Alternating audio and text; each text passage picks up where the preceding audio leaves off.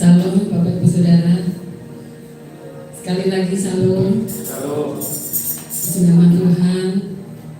Pada hari ini, pada pagi yang cerah ini, kita bisa datang kembali, bertemu kembali di tempat ini dalam keadaan yang baik, dalam keadaan yang sehat. Puji Tuhan. Tuhan menuntun langkah kita untuk datang ke tempat ini dan bukan ke tempat yang lain atau melakukan kegiatan lain, tetapi kita memutuskan untuk datang beribadah pada pagi hari ini. Bapak Ibu Saudara, kita juga mengucap syukur untuk hari-hari yang telah kita lalui bersama Tuhan. Seberapapun berat pergumulan kita, Bapak Ibu, kita percaya bahwa Tuhan tahu yang terbaik untuk kita. Tuhan punya rencana yang indah bagi kita. Amin Saudara. Sebelum kita memulai ibadah pada pagi hari ini, kita akan awali dengan doa. Untuk yang bertugas doa pembukaan kami persilakan.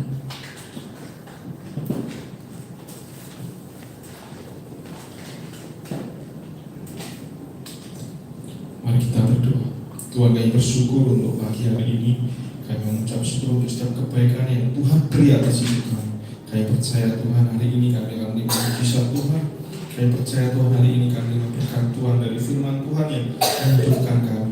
Terima kasih Tuhan bila kami diberkati Tuhan, baik pujian kami yang merasakan hadirat Tuhan, kami diberkati oleh firman Tuhan yang kami bawakan hamba. Terima kasih Tuhan, berkati jemaatmu dari awal hingga akhir. Kami percaya kami serahkan pagi hari ini di dalam tangan kuasa-Mu. Di dalam nama Yesus Kristus kami berdoa dan mengucap syukur. Haleluya. Amin.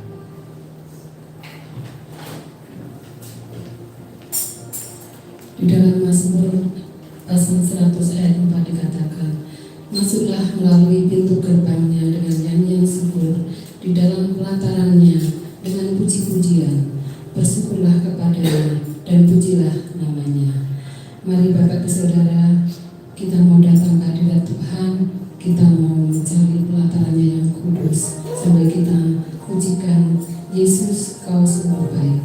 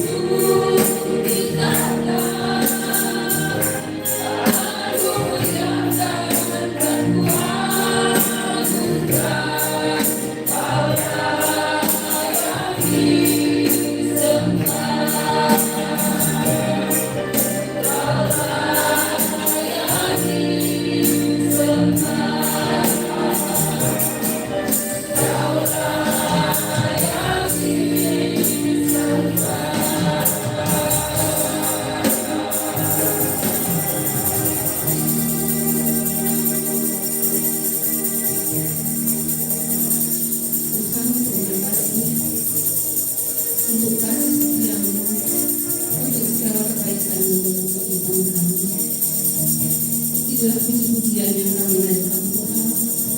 Biarlah semua untuk menyenangkan hatimu. Biarlah puji-pujian ini juga berkenan di hadapan-Mu ya Tuhan. Terima kasih untuk penyertaan-Mu di sepanjang kehidupan kami, di sepanjang nafas kehidupan kami. Semua adalah anugerah Tuhan. Semua adalah kemurahan-Mu Tuhan. Tuhan, terima kasih. Bila anak-anak Tuhan di tempat ini, kami ini untuk terus bersuka cita, bersorak-sorai, memuji nama-Mu Tuhan. Hanya di dalam nama Tuhan kami Yesus Kristus yang percaya, katakan amin. Sekali lagi salam Bapak dan Saudara.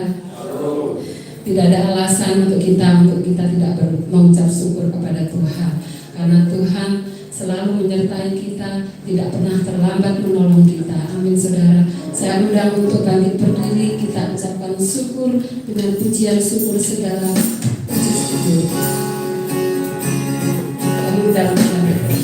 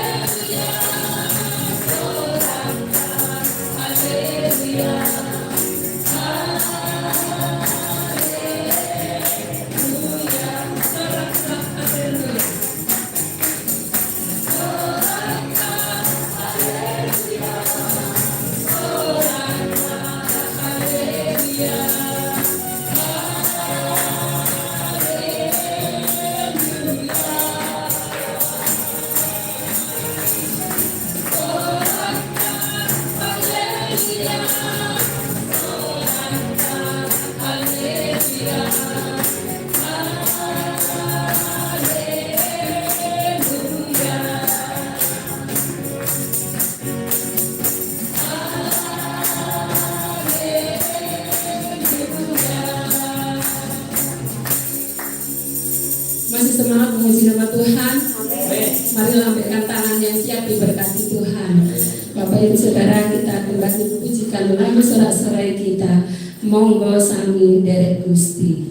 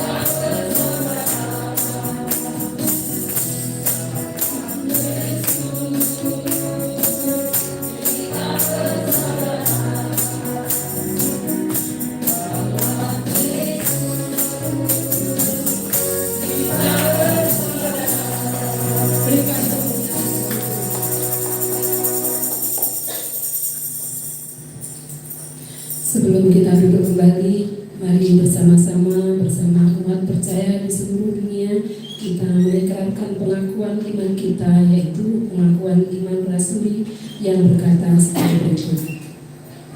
Aku percaya kepada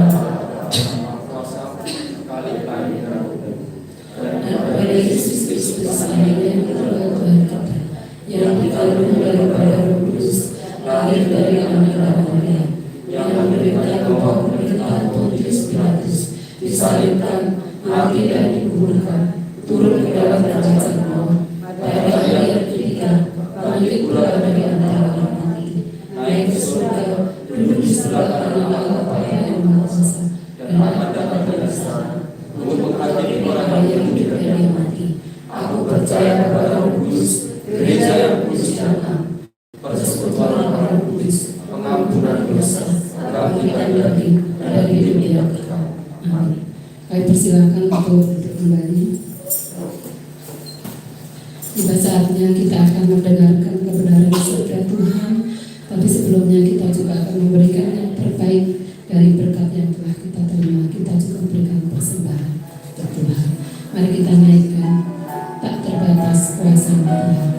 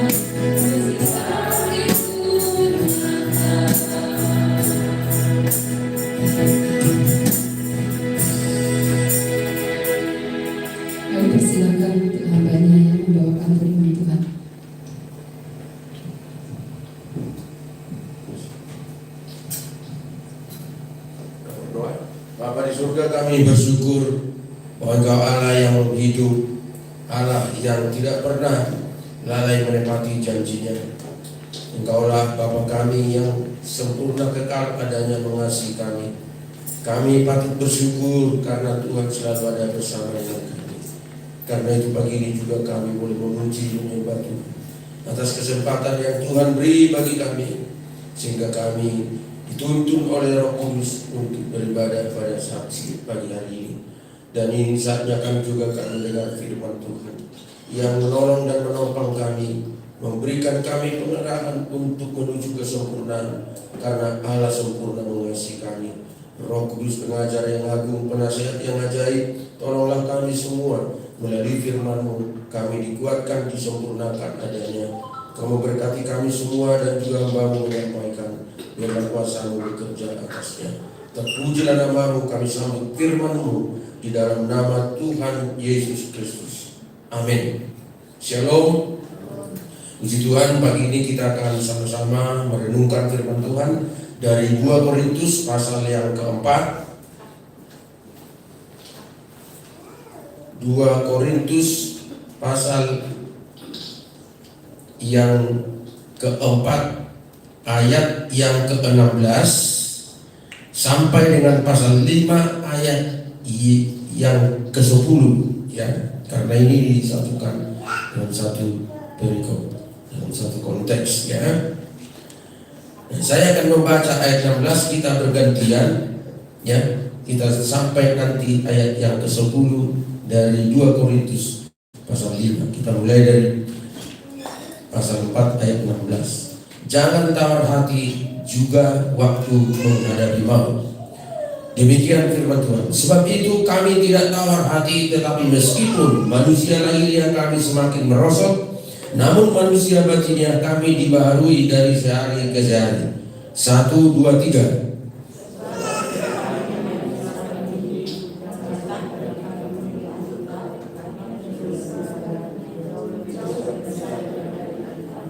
Sebab kami tidak memperhatikan yang kelihatan, melainkan yang tak kelihatan. Karena yang kelihatan adalah sementara, sedangkan yang tak kelihatan adalah kekal. Ayat 1 terus. Karena kami tahu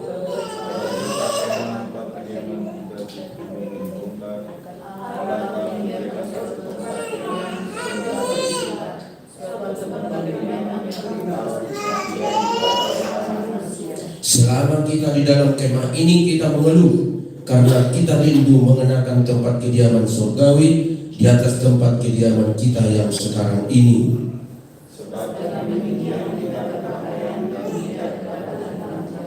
Sebab selama masih diam di dalam kemah ini kita mengeluh oleh beratnya tekanan, karena kita mau mengenakan pakaian yang baru itu tanpa menanggalkan yang lama, supaya yang fana itu ditelan oleh hidup.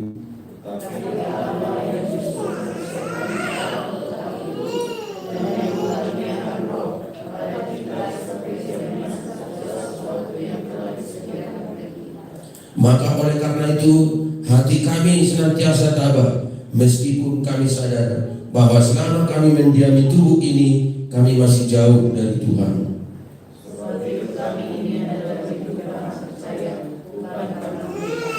Tetapi hati kami tabah, dan terlebih suka kami beralih dari tubuh ini untuk menetap pada Tuhan.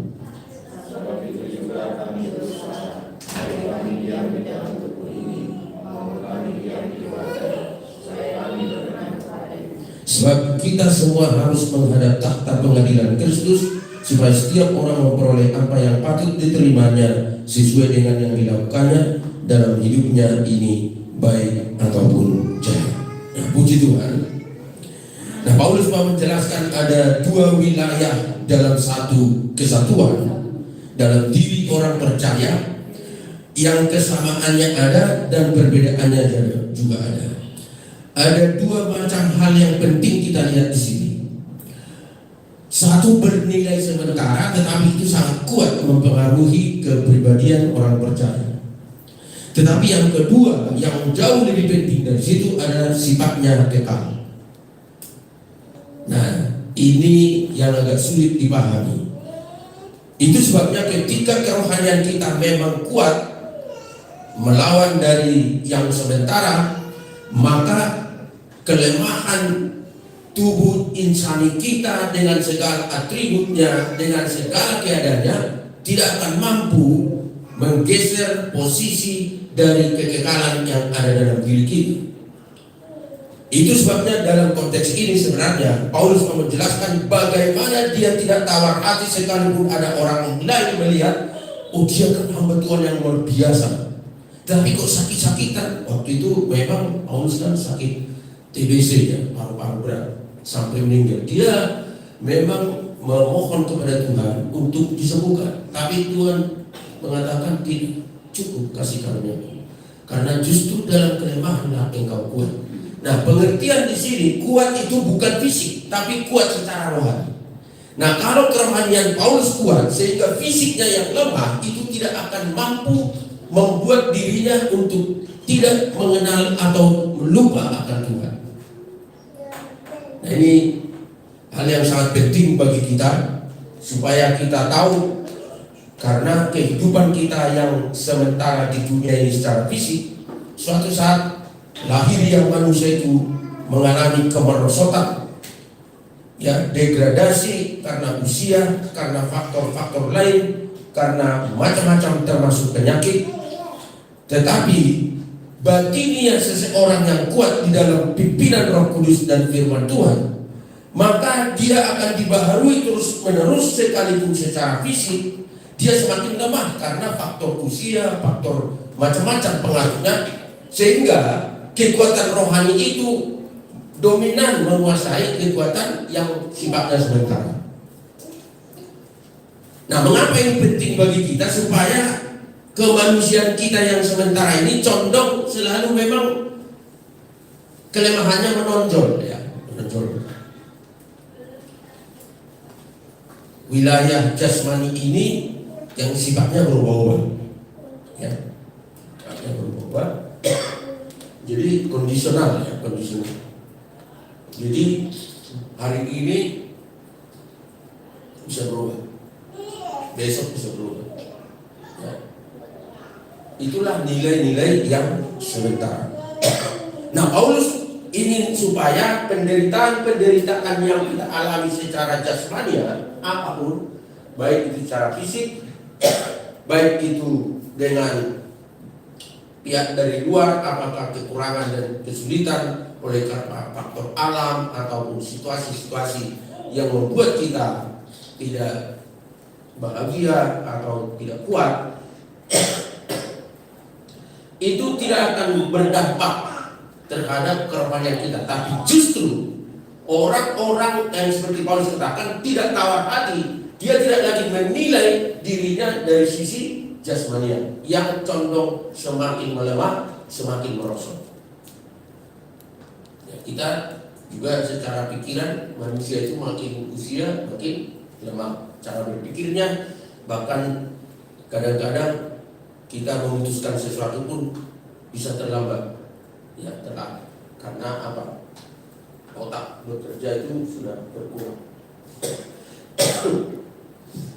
Nah, saya mau ingin supaya kita melihat dari sisi lain kemanusiaan kita di dalam Tuhan, ya.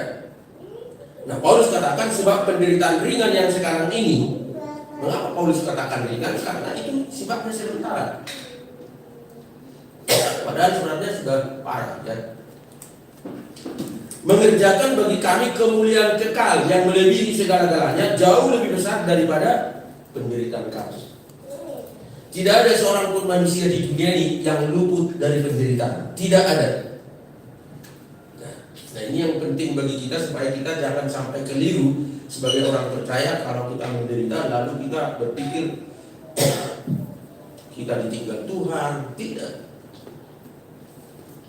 Tapi Tuhan mengizinkan itu supaya nilai-nilai yang sementara itu bukan menjadi dominan dalam pikiran kita, perasaan dan kerohanian kita sebenarnya, ya. Tetapi nilai kekekalan itu yang jauh lebih penting, yang harus kita pertahankan. Justru nilai kekekalan itulah yang mempengaruhi otak dan cara kerjanya, dan seluruh organ tubuh kita akan membawa dampak positif. Ini penting, ya.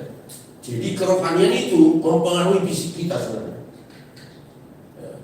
Kemarin kami dikunjungi oleh saudara dari Jakarta ke sini, ya. Baru pertama ke sini itu anaknya yang kami kecil karena kuliah di Malang. Ya, baru kenal juga dengan di sini. Kalau saya sudah ketemu karena saya ke Jakarta. Ya. Jadi ada pergumulan karena apa ya? Saya bilang karena saya tiap hari kirim juga ayat kepada anak ini. Saya apa namanya, Pak D-nya saya. Pak D-nya. Jadi karena dia seorang mahasiswa, tapi sebenarnya seharusnya itu 2 tahun yang lalu sudah lulus dari Brawijaya. Tapi karena anak ini nggak tahu, mungkin terlalu pergaulannya apa ya, suka touring kemana-mana. Ya mungkin sedikit dia terlalu manja mungkin. Ya mungkin ya. Karena sampai 7 tahun di Malang dan lulus kan lucu. Saya juga kunjungi dia, ya toh. Tapi dia bertahan pengen lulus. Nah dia sudah tekad tahun ini akan lulus. Terus mamanya itu bilang, lihatlah udah di sini bagaimana. Kondisi seperti ini pun tetap percaya sama Tuhan. Jadi saya bilang, saya ingatkan kemarin, namanya Ari sama Andre. Ingat, kerohanian itu adalah titik kekuatan kita. Segalanya bisa berubah kalau kerohanian kita berubah. Menghadapi masalah, menghadapi apapun. Karena cara berpikir kita dan emosi kita akan sangat dipengaruhi ketenangan jiwa kita. Apalagi roh kita kuat, maka kita akan mendapat ketenangan.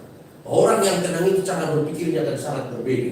Tapi yang kacau balau pikirannya akan susah menentukan sesuatu yang baik dan benar untuk dirinya sendiri. Maka hubungan dengan Tuhan itu menentukan hidup kita, bagaimana kita hari ini, bagaimana pekerjaan kita. Itu sebabnya betapa sangat penting kehadiran Tuhan dalam setiap saat dalam diri seorang percaya dan bilang. Jadi kenapa saya kirimi ayat sama kamu hari secara pribadi? Kenapa? Karena kalau kau baca itu mempengaruhi cara berpikirmu, jiwamu. Kalau benar kau baca.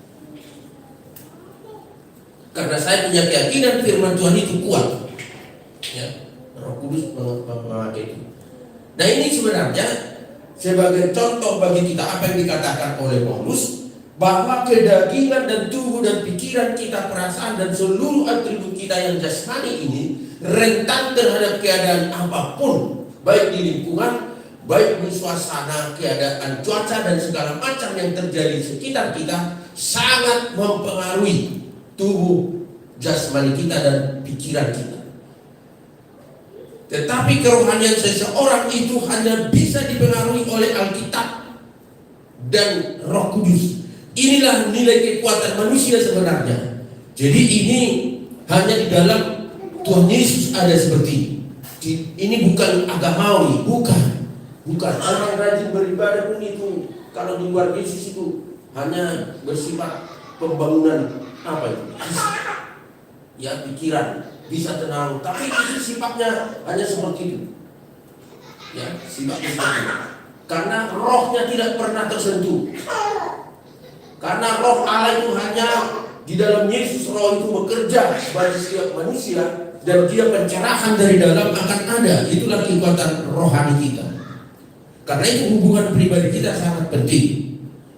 Karena itu Paulus katakan, kami tahu bahwa kemah tempat kediaman kita ini akan di bumi ini akan dibongkar. Ini maksudnya bahwa tubuh jasmani kita ini pasti akan diubah, baik itu lewat kematian atau penyakit dan kematian, atau suatu saat Tuhan Yesus datang kedua kali kita masih hidup, akan diubahkan dalam tubuh yang mulia. Dan itu adalah mujizat Tuhan. Jadi fisik kita diubahkan dalam tubuh kekekalan. Sama seperti Tuhan Yesus datang itu seperti itulah. Ya. Waktu dia sudah mati seperti itu. Jadi memang semua orang percaya berharap sebelum kita dibongkar, sebelum mengalami kematian secara fisik, alangkah baiknya kalau Tuhan Yesus datang kita tidak mengalami kematian. Jadi diubahkan dalam sekejap. Kita pahit dijelaskan itu ya. Karena itu kita harus menyadari bahwa tubuh kita ini memang rentan, tetapi kita memiliki sesuatu yang sifatnya kekal. Tetapi yang menjadi masalah adalah yang kekal itu ada dalam yang tidak kekal. Roh itu kan ada dalam fisik kita, dalam tubuh kita ini. Ya, itu yang menjadi masalah.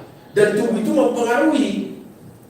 Kalau kerohanian kita tidak kuat, lebih dominan kekuatan dari fisik, itu yang membawa kerohanian seseorang jatuh bangun, bahkan dia bisa melakukan hal yang konyol, ya, yaitu dosa dan kejahatan. Memang selama kita di dalam kemah ini, kita banyak keluhan, banyak penderitaan, banyak kesulitan yang kita hadapi.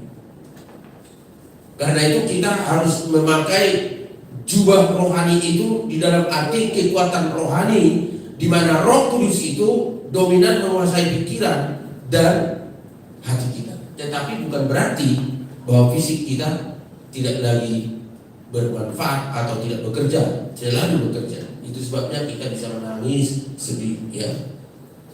Saat Bu Manis dalam keadaan ya 2 kali dia kritis, ya. Jadi anak-anak juga nangis, ya saya juga ikut nangis, ya, karena ada keadaan yang kita sangat goncang, karena kritis dia tidak bisa bicara, tidak bisa apa-apa, ya. Tapi saya mau mencoba secara rohani kita tapi secara manusia kita tetap merasa ada kesedihan, ada, ya, tapi saya mengatakan harus kuat, ya, karena semua kita akan mengalami hal yang sejenis itu. Tidak ada manusia akan bertahan selama-lamanya, tidak ada, ya, pasti menuju ke sana. Kita katakan 70 tahun atau lebih, ya. Ya, walaupun saya minta umur saya 120 tahun untuk melayani Tuhan dan sehat, tapi itu permintaan saya sudah 3 tahun yang lalu sampai hari ini. Saya yakini pasti untuk melayani Tuhan, ya. Tapi kalau sudah saya sakit, misalnya tidak bisa apa-apa lagi, menjadi beban, saya lebih baik saya kembali ke prinsip. Jangan bikin batu sandungan jadi susah. Tapi itu prinsip pribadi, permintaan pribadi. Setiap kita punya hak untuk meminta kepada Tuhan seperti apa hidup kita sampai hari ini, ya, seperti apa. Itu sah saja dan mintalah kepada Tuhan, ya, karena itu penting.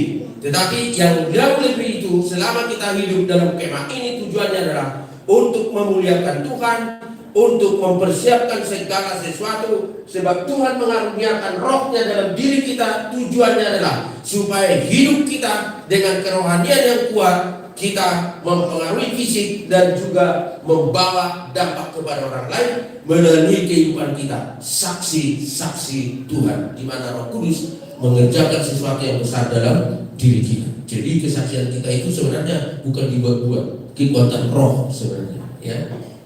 Kekuatan Roh Kudus itu memang bisa menciptakan dalam diri seseorang sesuatu yang luar biasa, akhirnya orang lain melihat terpancar dari wajahnya. Ketika kita bicara ada wibawa, padahal biasa-biasa kita bicara sebenarnya, ya.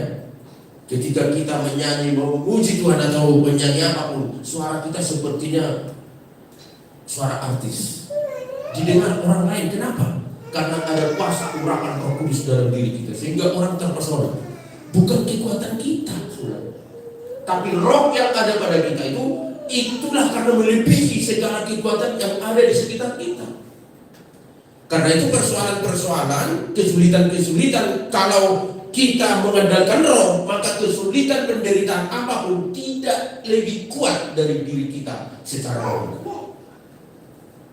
Dalam hal inilah mengapa Paulus katakan mengucap syukur dalam segala sesuatu, karena Roh Allah bekerja setiap saat dalam diri orang percaya. Ya, bahkan di dalam Roma pasal 8 ayat 28, ya, orang yang memimpin Roh itu ayat hafalan itu. Kita tahu sekarang karena sekarang itu terus menerus selama kita hidup, bergerak kemanapun dimanapun dalam suasana apa katanya, Allah turut bekerja dalam segala sesuatu untuk apa? Mendatangkan kebaikan bagi mereka yang mengasihi Dia. Itu mereka yang terpanggil sesuai dengan rencana Allah. Roma 8:28 itu harus dihafal betul itu. Tidak ada waktu, tidak ada tempat yang Allah tidak bekerja untuk orang percaya. Pasti mendatangkan kebaikan. Jadi kita ukurannya bukan sesuatu yang kita nilainya dari jasmania, tidak. Sesuatu mendatangkan kebaikan itu menurut standar Allah, bukan standar manusia. Nah, pemahaman ini harus dipahami, dan ini adalah hanya nilai kerohanian yang bisa dimiliki sehingga kita bisa memandang segala sesuatu Allah turut bekerja karena rohnya ada bersama dengan kita. Sehingga jaminan dari Roh Kudus itulah yang membuat kita tidak goyah dalam keadaan apapun. Karena apa? Allah mempersiapkan segala sesuatu dalam yang fana itu supaya yang fana itu lenyap, tetapi yang kekal itu yang disediakan bagi kita dan terus menerus membawa kesempurnaan bagi kita sampai kita beralih dari yang sementara ini. Ya, dalam ayat 5 dikatakan, tetapi Allah lah yang justru mempersiapkan kita untuk hal itu dan yang mengaruniakan roh kepada kita sebagai jaminan segala sesuatu yang telah disediakan bagi kita. Inilah bedanya. Tapi kalau seseorang hanya menilai hidup ini dari sisi lahiriah dunia ini, ya ini tidak masuk karena bertentangan. Padahal pasti terjadi. Karena nilai apapun yang ada di dunia suatu saat akan berubah dan berhenti. Tidak ada nilai apapun yang tidak mengalami penurunan kualitas, ya. Semua, karena semua adalah ciptaan. Ya. Yang disebut emas murni pun berubah karena gesekan, karena apa, ya. Jadi memang kalau secara akal itu dikatakan mulia, itu benda mulia kualitasnya, ya, seperti emas itu. Tetapi yang ada di cincin saudara pun itu bisa ditekuk, artinya bisa berubah, ya kan? Bisa patah. Artinya segala yang diciptakan Tuhan termasuk diri kita ini rentan dalam perubahan, dalam pengertian kualitasnya berubah. Ya, dalam usia tertentu dia akan mengalami perubahan, penurunan. Itu manusia kita. Kalau usia sejak bayi berkembang makin kuat, tapi pada usia tertentu berhenti pertumbuhan kekuatannya, justru makin melemah. Ya, melemah. Jadi ada waktunya, semuanya akan melemah. Tetapi kekuatan roh, nah ini dia. Kekuatan roh, fisik kita bertambah lemah, tetapi rohani kita makin kuat. Nah ini dia, kalau hubungan kita dengan Tuhan, nilai kekekalan semakin kuat mempengaruhi pikiran kita, jiwa kita, sehingga tubuh yang makin lemah. Itu sebabnya Paulus katakan, sekalipun tubuh ini dibongkar bahkan makin lemah, dia tidak akan pernah tawar hati. Secara fisik dia mungkin orang melecehkan Paulus karena sakit-sakitan batu-batu. Karena apa? Penyakit TBC paru yang karena waktu dia di penjara, penjaranya penjara yang basah, tidak ada udara pun sangat sedikit, lembab, tidak ada lampu, dan semuanya serba terbatas dalam ruangan yang sempit karena dia dianggap tahanan politik pada saat itu oleh Kaisar Romawi. Ya, dianggap pecundang, pelawan, musuh, sehingga diperlakukan seperti itu dengan tujuan supaya mati di situ. Tapi nggak mati-mati, justru mujizat itu terjadi, gempa bumi terjadi di penjara sampai kepala penjara bertobat. Karena apa? Dari pihak pemerintah, jangan sampai lolos orang ini. Kalau lolos, kamu harus habis untuk kepala penjara. Sehingga ajudan semua pengawal ketat dengan lengkap senjata 24 jam bergantian. Tapi gempa bumi sengaja Roh Kudus bekerja. Di penjara itu terjadi gempa bumi, gemetar, terbuka. Penjara itu terbuka dan rantai yang di kaki dan tangannya Paulus gugur dengan sendirinya. Malaikat ada datang. Paulus tidak lari, dia berdiri, tapi kepala penjara datang. Dia mau bunuh diri karena ketakutan dia pasti hukum berat, hukuman mati. Mereka seperti sakit. Ketika dia mau bunuh diri, Paulus berkata, jangan. Akhirnya Paulus memberitakan, Injil siapa Tuhan Yesus Juru Selamatnya. Akhirnya kepala penjara itu bertobat semua. Nah, dia luar biasa. Nah, Paulus keluar dari sana terus memberitakan Injil sampai dia disidang pun tidak ada kedapatan yang melawan hukum, tidak ada. Tapi karena semua informasi tentang dirinya, akhirnya dia ditangkap dan dipenjarakan. Itulah yang terjadi. Tapi lihat, Roh Allah turut bekerja mendatangkan kebaikan. Paulus sangat bangga dan senang. Lewat penderitaannya ada orang bertobat. Itu yang paling dibanggakan. Karena tujuannya adalah orang lain bertobat. Nilai tertinggi itu keselamatan, tidak ada lain. Itu sebabnya kalau kita lihat dalam Alkitab, seluruh dari kitab Kejadian sampai Wahyu itu cerita tentang apa? Keselamatan manusia sebenarnya. Itu sebabnya Yesus rela mati menderita di kayu salib hanya untuk sama menyelamatkan manusia berdosa. Tapi kadang-kadang kita nilai keselamatan itu dianggap biasa-biasa. Biasa-biasa, padahal itulah tujuan hidup kita. Kristus mati hanya untuk itu, bukan yang lain-lain. Ya. Tetapi hidup kita yang sudah dipastikan di mana jaminannya ada Roh Allah itu sendiri, Roh Kudus. Tetapi di tengah-tengah jaminan itu bukan berarti tubuh yang kita diami sekarang ini masih rentan dengan segala kelemahannya. Karena apa? Akibat dosa.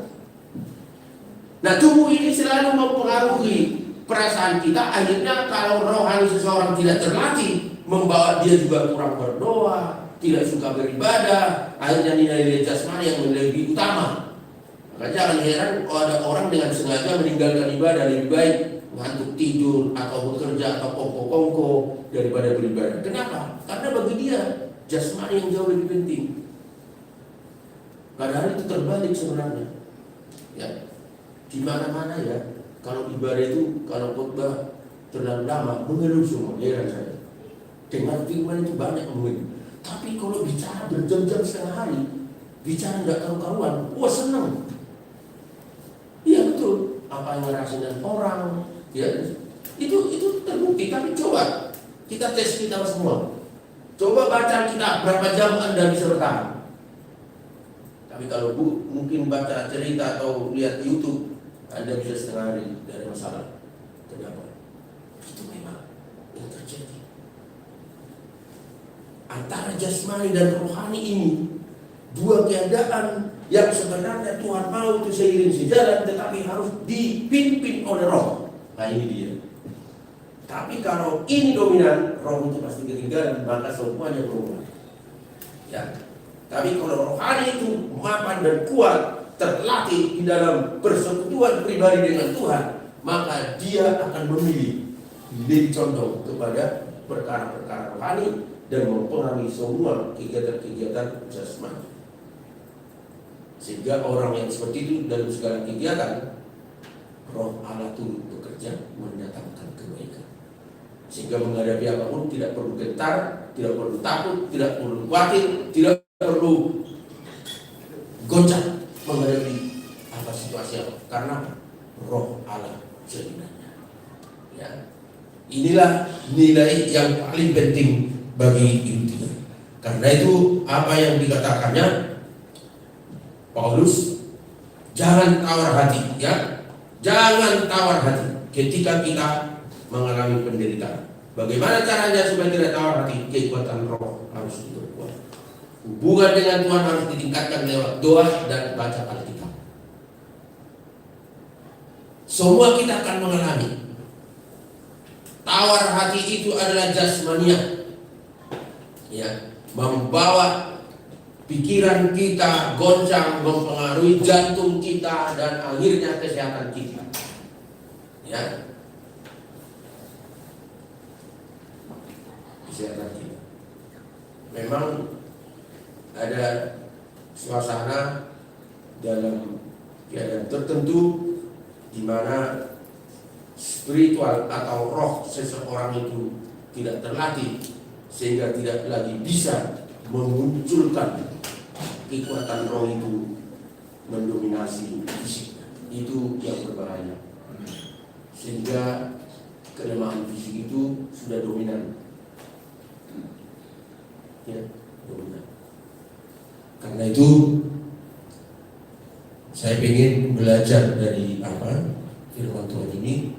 Sama Ibu Gembala saya bilang, saya selalu mengarahkan dia supaya punya keinginan, karena Tuhan mau lewat penyakit ini sebenarnya dia akan membawa berita Injil sebenarnya, bersaksi di mana-mana. Itu saya bilang, ayo nanti kalau sembuh kita akan pergi, jangan hiraukan apa-apa.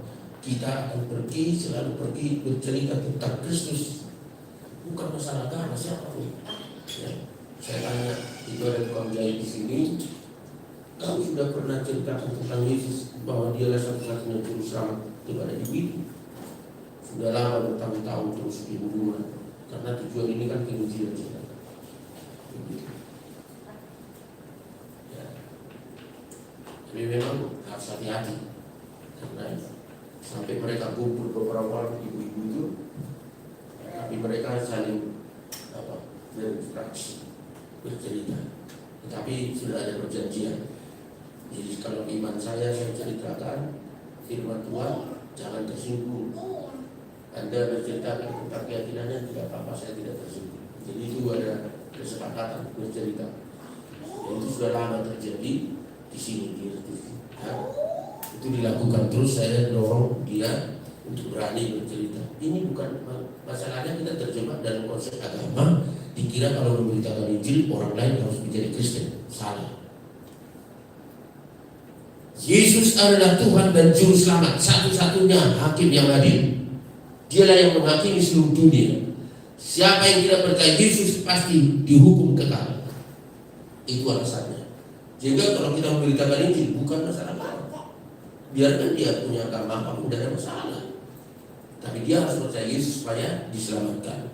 Nah, nilai inilah sebenarnya yang diungkap oleh Rasul Paulus. Mengapa dia tidak tawar hati, sekalipun diejek, sekalipun dihina, sekalipun dipenjarakan, dia aniaya, tidak pernah membalas. Karena apa?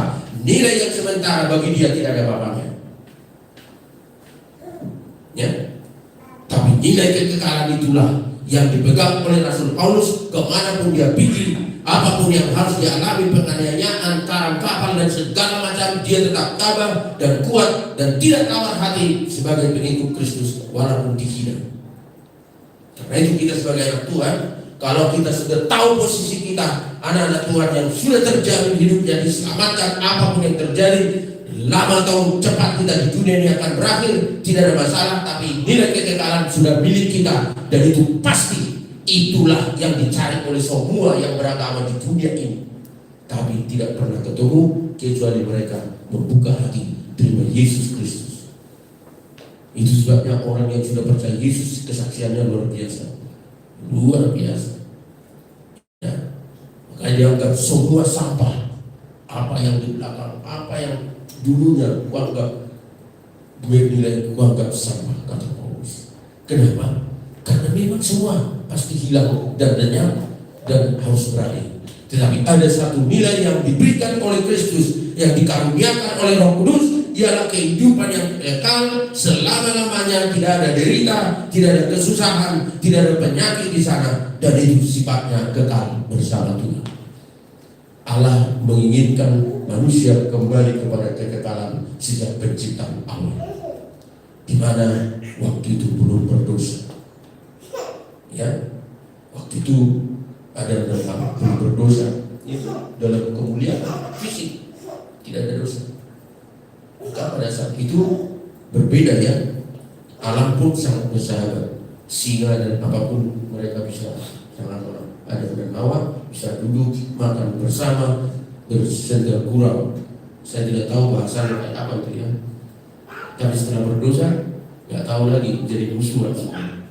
Bukan saja dengan binatang bermusuhan, manusia pun saling bermusuhan. Kenapa? Itu adalah akibat dosa itu. Ya. Tetapi Kristus datang untuk menyelamatkan manusia supaya mereka memiliki nilai kekal, dan memang kita tidak lagi bersifat kekal jasmani kita. Hanya Adam dan Hawa di dunia itu. Ya. Kualitas tubuh insaninya adalah kualitas yang memang bermutu karena Allah sendiri, tangannya sendiri yang menjadikan mereka. Ya, jadi yang ciptaan yang lain fasilitas bagi kita, mendukung untuk manusia. Tapi kita ini serupa, segambar dengan Allah. Karena rohnya diberikan kepada manusia, tapi akibat dosa, kekekalan itu tidak ada lagi. Kecuali mereka terima Kristus, kekekalan itu secara roh termeterai dalam diri kita, tapi jasmani kita harus berubah nanti dalam kemuliaan, dalam kekudusan yang sempurna. Menuju ke sana, kita masih jasmani, kita bergumul, kita mengalami kesulitan yang kadang-kadang tawar hati dan segala macam. Tetapi Paulus katakan, kami tidak tawar hati sekalipun manusia lahiriah kami semakin merosot. Kenapa? Karena rohaninya dewasa, mumpuni, melihat nilai hidup itu adalah secara rohani, bukan jasmani. Karena itu pagi ini kita juga akan menerima perjamuan kudus untuk menyempurnakan kita, bahwa tubuh yang lemah itu diubahkan dengan tubuh yang baru bersama tubuh Kristus, menguatkan insani kita untuk selalu dipimpin oleh yang roh yang bersifat kuat dan kekal adanya, sehingga manusia kita dibaharui dari hari ke hari, sehingga kita melihat kemuliaan Tuhan dalam hidup kita dimanapun kita berada. Tuhan memberkati kita semua. Amin. Mari kita berdoa. Kami bersyukur Tuhan, lewat firman Tuhan ini kami boleh melihat bahwa nilai kekekalan ada di dalam diri kami yang bersifat sementara jasmani ini, supaya kami paham bahwa mengiring Kristus, bahwa nilai tertinggi adalah nilai rohani yang akan mempengaruhi nilai yang sementara, sehingga nilai yang sementara yang berfaedah, berguna bagi pribadi, bahkan menjadi alat Tuhan, menyatakan kemuliaan Tuhan dimanapun kami ada. Bapa Surgawi, berkatilah setiap kami, dan kami rindu lewat perjamuan kudus juga kami semakin disempurnakan, bahwa perjamuan ini membawa kami kepada nilai kekekalan makin tajam, makin kuat, sehingga nilai-nilai jasmani yang ada ini hanya sebagai media, aksesoris, pelengkap bagi hidup kami masing-masing, sehingga kami selalu bersandar kepada pimpinan roh dalam segala situasi dan kondisi apapun, sehingga Tuhan terus bekerja mendatangkan kebaikan bagi kami dimanapun kami ada. Terima kasih Tuhan, siapkan kami untuk menerima tubuh dan darah-Mu, menyatu dengan Tuhan, sehingga kami serupa dengan Kristus, menjadi saksi kepada dunia ini. Oleh kuasa Tuhan Roh Kudus, kami akan dimampukan semua. Tolonglah kami, juga hamba-Mu yang akan melayani. Tuhan berkati dan mengurapinya. Terpujilah nama-Mu. Dalam nama Tuhan Yesus kami berdoa dan bersyukur. Amin. Kita naikkan pujian sambil kita akan persiapkan diri menerima perjamuan kudus. Terima kasih.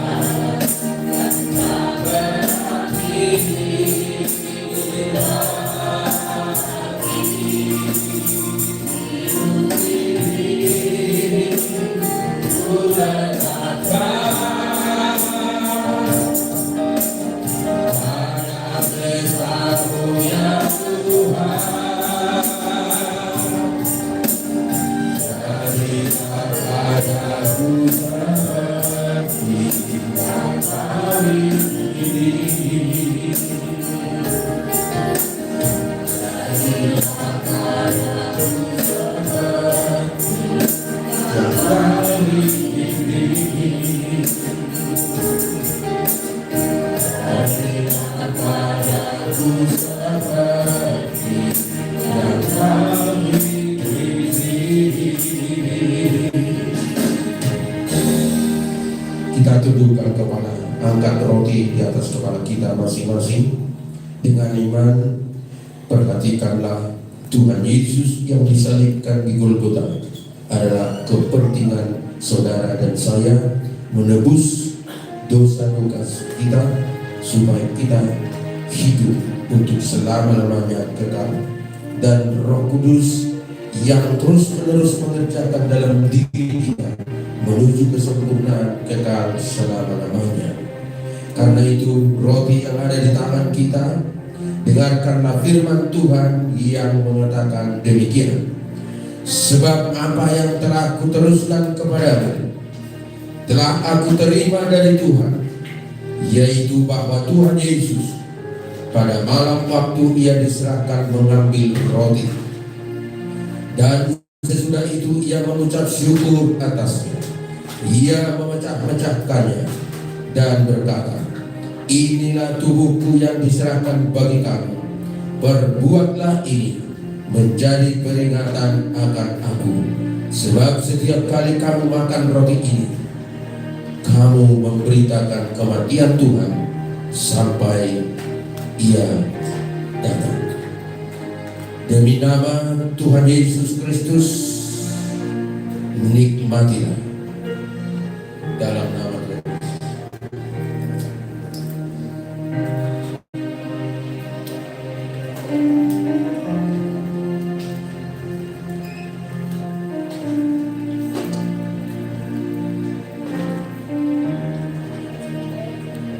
Kita angkat anggur di atas kepala kita masing-masing. Demikian juga ia mengambil cawan sesudah makan, lalu berkata, oleh darahku, perbuatlah ini setiap kali kamu meminumnya menjadi peringatan akan aku. Sebab setiap kali kamu minum cawan ini, kamu memberitakan kematian Tuhan sampai ia datang. Demi nama Yesus Kristus, minumlah.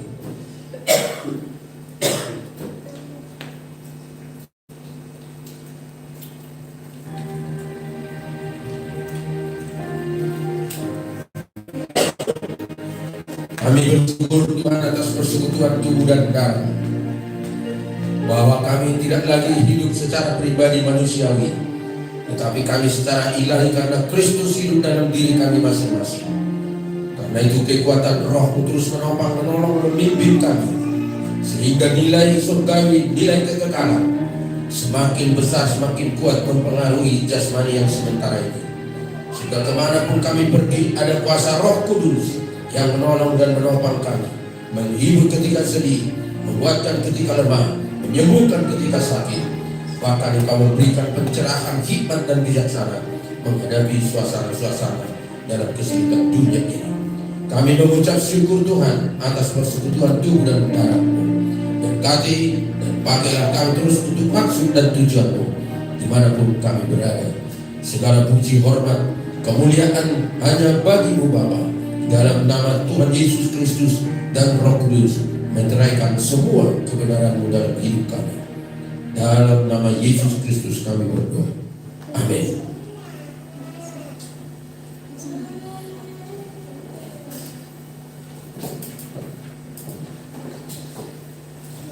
Demikian Bapak Ibu Saudara, kita sudah menerima persembahan kudus yang baik menjadi peringatan bagi kita bagaimana Tuhan yang sudah mengasihi kita. Mari kita pergunakan hidup kita untuk memuliakan nama Tuhan. Kita akan memberikan kembali persembahan kita yang kedua sambil kita pujikan bukan dengan bersama-sama.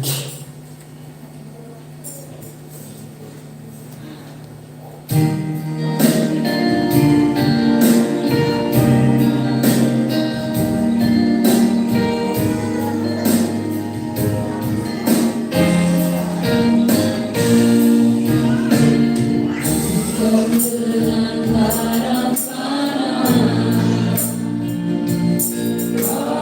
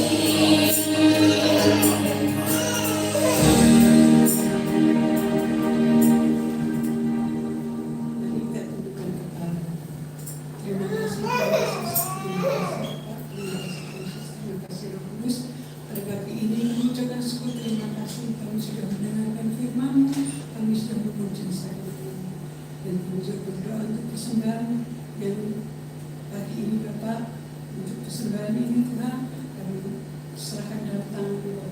Berkati persembahan ini, kami untuk selalu berkati untuk jemaat Tuhan, kami percayakan semua di tangan. Berkati para jemaat Tuhan yang sudah menghubungi Tuhan, berkati berlimpah-limpah Tuhan. Berkati persembahan ini, bersama kerajaan Tuhan. Terima kasih Bapak, hanya di dalam nama Tuhan Yesus kami ucapkan syukur. Haleluya, amin. Amin. Saya akan bacakan untuk umat gereja. Untuk jadwal ibadah, Bapak Ibu, ibadah hari Kamis tanggal 7 Maret 2024. Untuk yang ini kita masih secara online. Untuk yang tugas WL Saudari Erni, untuk host Saudara Eri. Kemudian ibadah raya hari Minggu tanggal 10 Maret 2024. Untuk yang tugas WL Ibu Aritona, singer Saudari Lia, doa pembukaan Bapak Alex, kolektan Saudari Regina, dan untuk LCD Bapak Aritona. Kemudian untuk umat gereja, Bapak Ibu Saudara, kita akan menutup ibadah pada pagi hari ini. Kami undang Bapak Ibu Saudara untuk bangkit berdiri. Kita akan puji Tuhan. Terima kasih.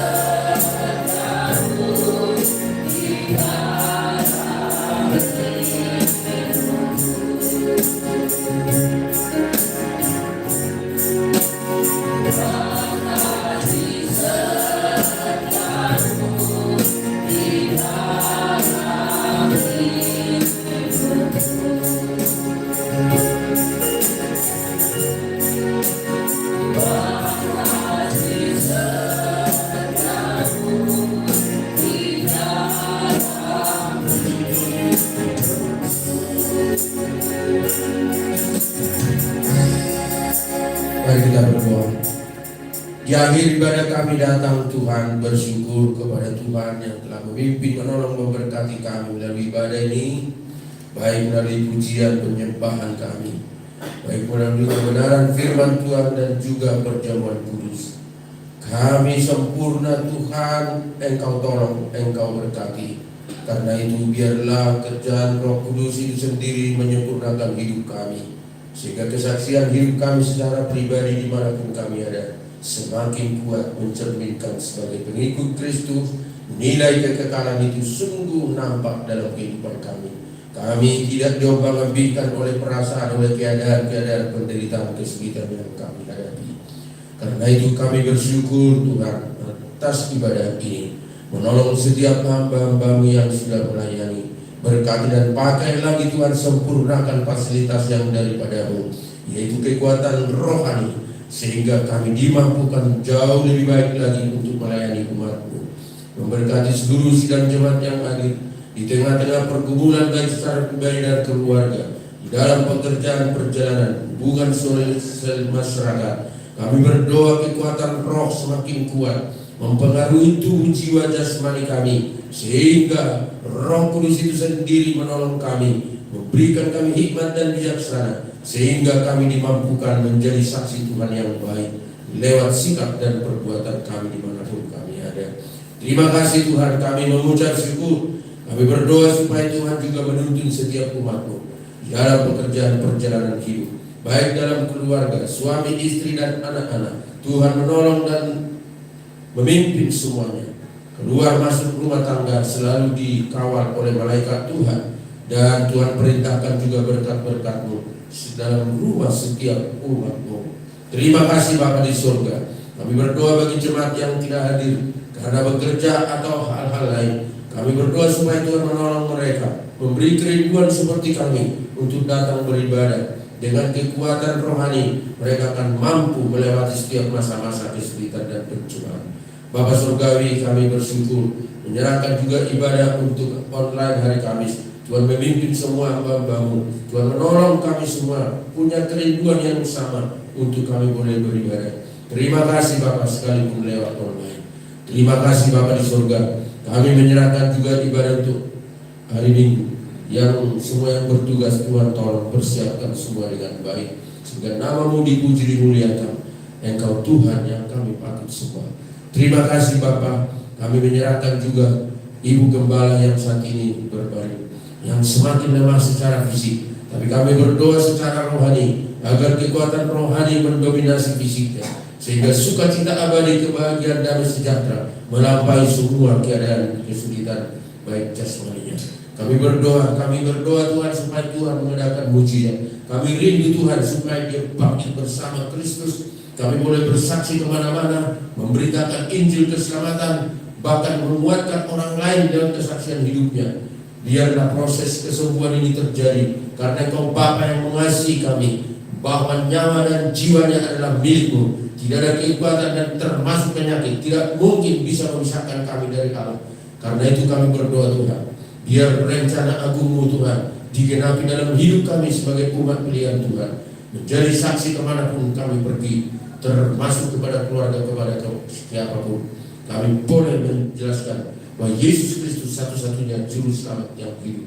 Terima kasih Bapa. Kami berdoa supaya Tuhan memberikan kekuatan, kesembuhan ilahi, karena bagi-Mu tidak ada yang mustahil. Terpujilah nama-Mu, memberkati kami semua, saudara-saudara kami yang punya kelemahan fisik. Kiranya Tuhan menguatkan dan memberikan kesehatan yang prima untuk bekerja, bersaksi kemanapun kami pergi. Terpujilah nama-Mu Bapa di surga. Kami menyerahkan juga bangsa negara kami ke dalam tangan Tuhan, kota kami di mana kami tinggal. Kiranya Tuhan memberkati pemerintah dan aparat semua menunaikan tugasnya penuh tanggung jawab dan keadilan kejujuran. Kiranya Tuhan menopang semua pemerintah yang ada untuk melakukan apa yang benar menurut Tuhan.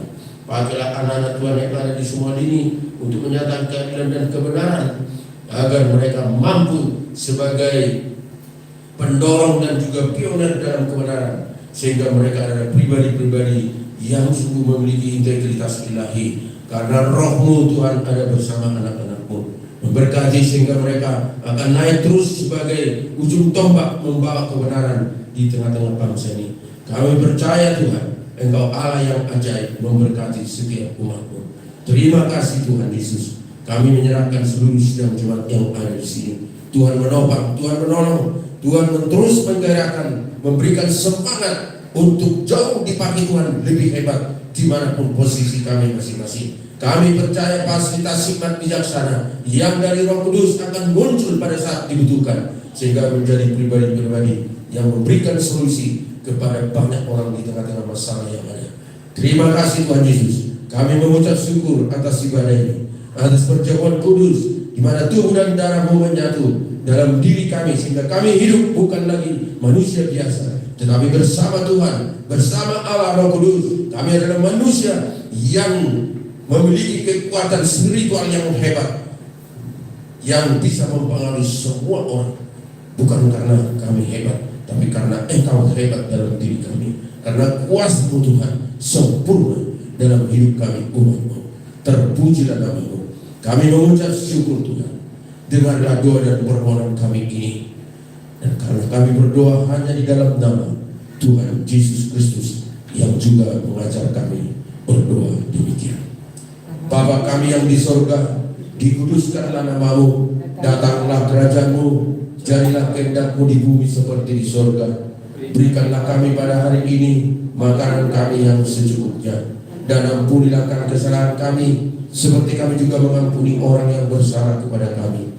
Dan janganlah membawa kami ke dalam pencobaan, tetapi lepaskanlah kami daripada yang jahat, karena Engkau yang kuasa dan kemuliaan sampai selama-lamanya. Turunlah atas kita semua damai dan sejahtera Allah yang kekal, dan kasih karunia daripada Tuhan Yesus Kristus, serta kuat kuasa Roh Kudus yang terus-menerus mengerjakan sesuatu yang berkualitas ilahi, yang membawa semangat, gairah untuk bersaksi, untuk berkarya dimanapun kita ada. Karena untuk itu kita dipanggil untuk mengerjakan sesuatu yang benar, untuk mempermuliakan Tuhan, dan diberkatilah Engkau untuk menjadi berkat. Karena untuk itulah Engkau dipanggil, supaya diberkati menjadi berkat bagi banyak orang. Supaya terpujilah Allah, Bapa, Putra dan Roh Kudus, di dalam nama Tuhan Yesus Kristus. Haleluya. Yang percaya katakan amin.